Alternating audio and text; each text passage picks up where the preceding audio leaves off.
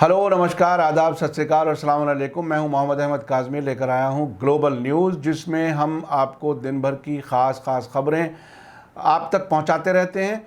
इस वक्त इस छोटे से कार्यक्रम में हम दो ख़बरें आपके सामने लेकर के आए हैं। एक तो ख़बर यह है कि अमेरिका में 4 सिख कम्युनिटी के लोग एक गोलीबारी में मारे गए हैं, और दूसरी साथ साथ खबर है कि कुछ लोग जिन्हें भारत के लोग चीन में अपने किसी कारोबार के लिए विज़िट करना होता है, उनमें से कुछ लोगों के बारे में पता चला है कि वो नेपाल में जाकर के चीन का वैक्सीन लगवा रहे हैं, जो कि चीन ने ये शर्त लगा दी है कि जो भी विदेशों से आए वो चीन का वैक्सीन लगवा करके आए। तो ये कोरोना काल में क्या कुछ कर रहे हैं लोग, किस किस तरह से ज़िंदगी आगे बढ़ा रहे हैं, इसका इससे अंदाज़ होता है। मैं पहले आपको बताता हूँ, अमेरिका में गोलीबारी में 4 सिख लोगों की मौत हुई है और इस पर भारत ने खेद व्यक्त किया है, अफसोस जाहिर किया है। अमेरिका के इंडियाना पुलिस में थर्सडे की रात सिख कम्युनिटी के 4 लोगों की गोलीबारी में मौत हुई। सिख कम्युनिटी के एक लोकल लीडर ने बताया है कि इनमें 3 औरतें और 1 मर्द हैं, यानी 3 महिलाएं और 1 पुरुष शामिल हैं। रॉयटर्स न्यूज़ एजेंसी के मुताबिक गोलीबारी फेडएक्स नाम की कंपनी की एक फैसिलिटी में हुई। इस गोलीबारी में वहां काम करने वाले 8 लोगों की जान चली गई।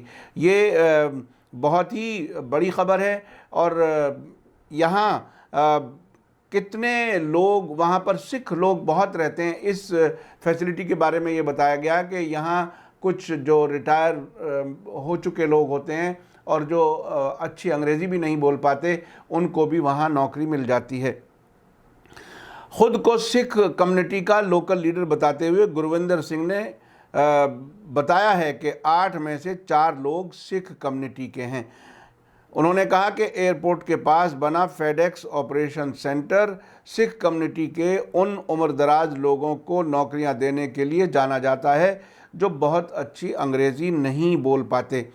कम्युनिटी के लोगों के मुताबिक इंडियाना पुलिस में हज़ारों सिख रहते हैं। पुलिस ने अभी तक गोलीबारी में मारे गए लोगों की पहचान नहीं बताई है, लेकिन रॉयटर्स के साथ ट्विटर पर हुई बातचीत में कानून की एक स्टूडेंट कोमल चौहान ने बताया है कि मरने वालों में उनकी दादी अमरजीत कौर जोहल शामिल हैं। उन्होंने लिखा है कि वहां काम करने वाले उनके दूसरे कई रिश्तेदार डरे हुए हैं। तो ये खबर बीबीसी ने दी है अमेरिका से। इससे पहले चौहान ने ट्विटर पर लिखा था कि उनकी दादी को 2 शिफ्ट में काम करना था ताकि वो एक दिन की छुट्टी ले सकें, लेकिन उन्होंने अपना चेक लेकर घर जाने का फ़ैसला किया। चेक लेने का मतलब वो पेमेंट लेकर के घर वापस जाने का फ़ैसला किया। जब वो उन्हें मिली तो चेक उनके हाथ में ही था। भारत के ने इस वाक़े पर दुख जाहिर किया है। ANI के मुताबिक हमारे फॉरेन मिनिस्टर एस जयशंकर ने कहा है कि फेडेक्स फैसिलिटी में हुई गोलीबारी से हम दुखी हैं। मरने वालों में भारतीय ओरिजिन के अमरीकी भी हैं। शिकागो में हमारे जो कॉन्सुलेट है, वाणिज्य दूत, वहाँ के मेयर और इंडियाना पुलिस के लोकल एडमिनिस्ट्रेशन के साथ कांटेक्ट में हैं। हम हर मुमकिन मदद की कोशिश करेंगे, ये बात भारत सरकार ने कही है। तो ये सिख समुदाय के लिए, बहरहाल सभी भारतीयों के लिए एक दुख की खबर है, इसलिए मैंने सोचा कि ये आप तक पहुंचा दूं। एक दूसरी खबर है बहुत ही दिलचस्प।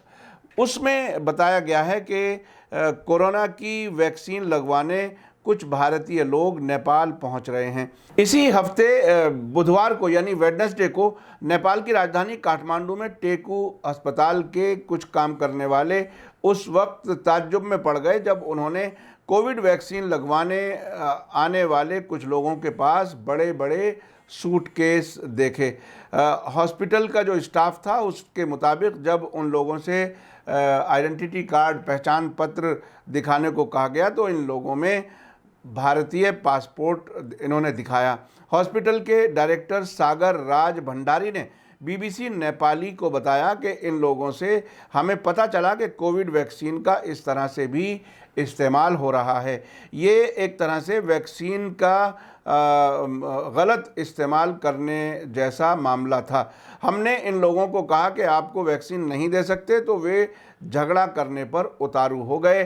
कई लोगों ने अलग अलग तरीक़ों से हम पर दबाव डाला। ये डायरेक्टर हैं उस टेकू हॉस्पिटल के जिन्होंने ये बात कही है। नेपाल में चीन के एम्बेसी ने अपनी वेबसाइट पर इन प्रोविज़न्स का जिक्र किया हुआ है, जिसके मुताबिक चीन अपने यहाँ उन्हीं लोगों को वीज़ा दे रहा है जिन्होंने चीन में बनी वैक्सीन लगवाई है।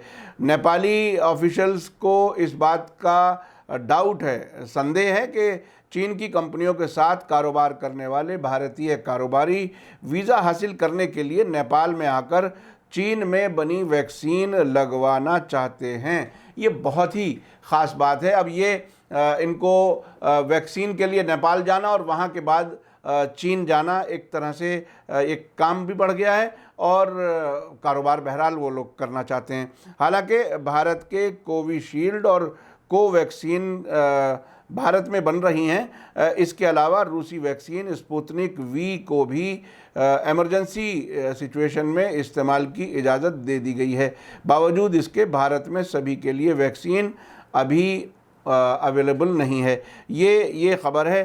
काठमांडू में त्रिभुवन इंटरनेशनल एयरपोर्ट के जो स्पोक्सपर्सन हैं देवचंद्रा लाल करण ने बताया कि हाल के दिनों में बड़ी तादाद में भारतीय काठमांडू पहुंच रहे हैं। उन्होंने ये भी बताया कि भारतीयों के लिए नेपाल से किसी दूसरे मुल्क जाने का प्रोविज़न है। इसके लिए नो ऑब्जेक्शन सर्टिफिकेट हासिल करना होता है। कुछ भारतीय पैसेंजर्स के पास अब ऐसे सर्टिफिकेट हैं, प्रमाण पत्र हैं। मौजूदा वक्त में भारत और नेपाल के बीच सिर्फ एक जहाज़ की चलता है, जहाज़ सेवा है जो एयर बबल के साथ सेवा मुहैया करा रही है। नेपाल और चीन के बीच भी उड़ान सेवा जारी है। काठमांडू में मौजूद भारतीय एम्बेसी से पिछले कुछ दिनों में नो ऑब्जेक्शन सर्टिफिकेट जारी करने की तादाद में भी बढ़ोतरी दर्ज की गई है। तो ये हमने इस तरह से इस वक्त आपको दो खबरें दी जो भारत से मुताल्लिक़ हैं। एक अमेरिका में 4 सिखों के मारे जाने की खबर और नेपाल में उन भारतीय कारोबारियों की खबर जो वहाँ चीन की बनी हुई वैक्सीन लगाकर चीन से कारोबार के लिए वहाँ जाना चाहते हैं। अब के बाद जो भी और ख़बर आएगी वो भी हम आपको अपडेट करते रहेंगे। इसी के साथ मुझे दीजिए इजाज़त। धन्यवाद, शुक्रिया। जय भारत, जय हिंद। मीडिया स्टार वर्ल्ड के और वीडियो देखने के लिए हमारे चैनल को सब्सक्राइब करें और सीधे नोटिफिकेशन पाने के लिए बेल आइकन दबाएं। और अगर हमारी खबर सच्ची और अच्छी लगे तो अपने व्हाट्सएप, इंस्टाग्राम, फेसबुक और ट्विटर अकाउंट पर ज़रूर शेयर करें।